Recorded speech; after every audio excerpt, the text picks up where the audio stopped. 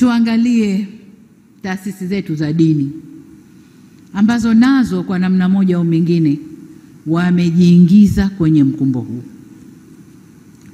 Hapa unajua, unapokuwa kiongozi lazima ukubali wakati fulani kukosa umaarufu, lazima ukubali.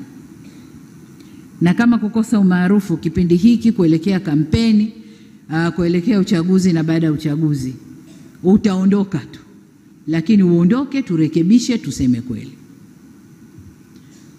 Taasisi zetu za dini, tunasema Tanzania haina dini, si ndio? Lakini watu wetu wa Tanzania tuna dini. Na tuna dini za madhehebu mbalimbali. Tuna dini kuu sijui 4 sijui 5.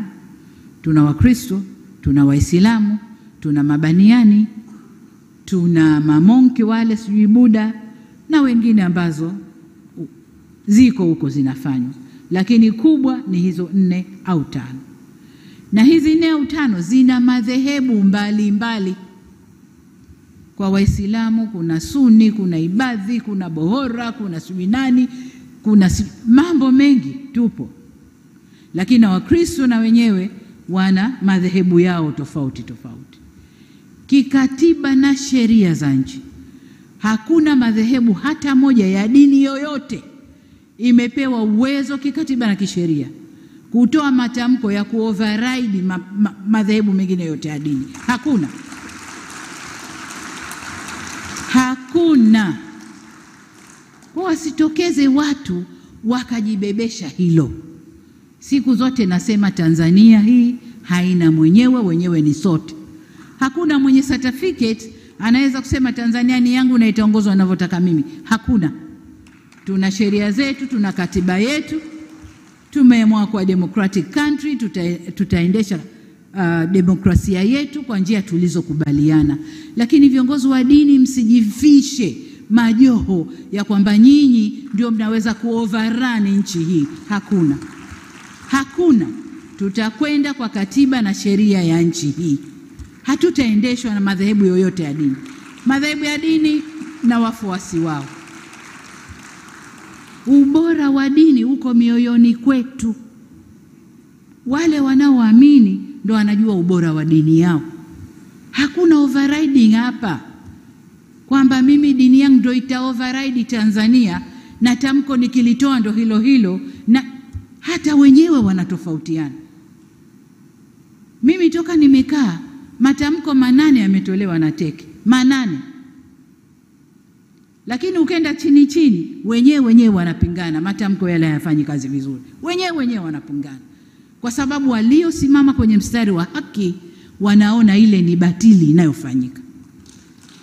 Kwa hiyo waliosimama kwenye mstari wa haki hawaungani nao, wanaona ni batili iliyofanyika. Kwa niseme kwamba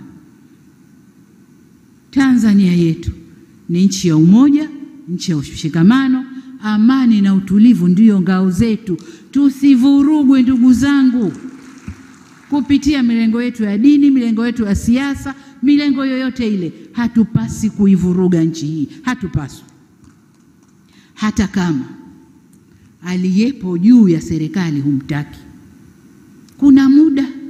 This is a democratic country.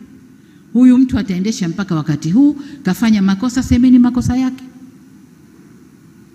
Kosa la serikali ya awamu ya 6 kueneza huduma bora za afya Tanzania, hilo kosa letu. Kosa letu kueneza huduma bora, mashule mazuri mpaka kule vijiji, hilo kosa letu. Kosa letu kukuza uchumi wa Tanzania ukakuwa mpaka tukasifiwa duniani, hilo kosa letu. Kosa letu ni kufanya Tanzania iwe nchi ya salama, ikalike na watu wafurahi, hilo ndo kosa letu. Kosa letu ni nini?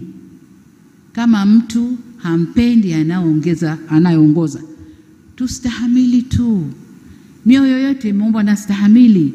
Demokrasia ipo. Ataongoza, ataondoka. Kwani wote walioongoza kutoka mwanzo mpaka leo awamu ya 6 wote walipendwa na kila mtu? Nchi ilivurugwa. Sasa kama humpendi Samia, hakuna sababu ya kuvuruga nchi. Kama humpendi kwa alivyo,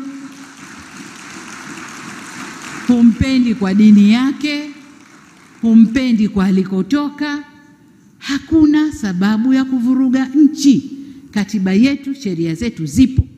Nchi hii inaongozwa kwa katiba na sheria zetu. Hakuna sababu ya kuvuruga nchi, ndugu zangu.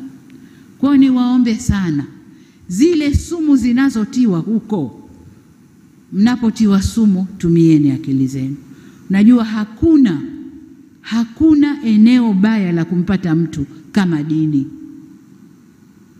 Unapomkamata mtu kwenye dini na ukamlisha ubaya wa mtu kwenye dini, unajenga chuki ya ndani ya moyo kuliko wanasiasa. Wanasiasa wakimharibu mtu, wanamharibu mtu kichwani. Kichwa hakiweki. Akija mwingine na zuri, ile baya litaondoka, zuri litaingia. Lakini ndani ya moyo likiingia, limeingia. Kwa viongozi wetu wa dini, kaeni kwenye mstari wenu. Dini zetu zote zinasema kila mamlaka imeletwa na Mungu. Kila mamlaka imeletwa na Mungu. Iwe kwenye mamlaka kuna mwanamke, iwe kwenye mamlaka kuna mwanamume, kila mamlaka imeletwa na Mungu. Na sababu ya Mungu kuleta mamlaka hayo, hakuna anojua duniani. Hakuna. Mungu peke yake ndo alikuwa anajua. Kwa nini Samia leo yuko hapa? Kwa hiyo niwaombe sana viongozi wa dini, tuvae majoho. Yale majoho yetu yaoneshe sura halisi. Hakuna kitabu chochote cha dini kimesema tutazitumia dini zetu kuvuruga nchi zetu. Hakuna. Ni utashi binafsi wa watu kwa ubaya wa nafsi zao. Kwa msivae majoho ya dini mkatengeneza utashi wenu binafsi kwa kupitia vivuli vya dini. Niwaombe sana viongozi wa dini, tusimame, tusivuruge nchi yetu. Tusivuruge nchi yetu.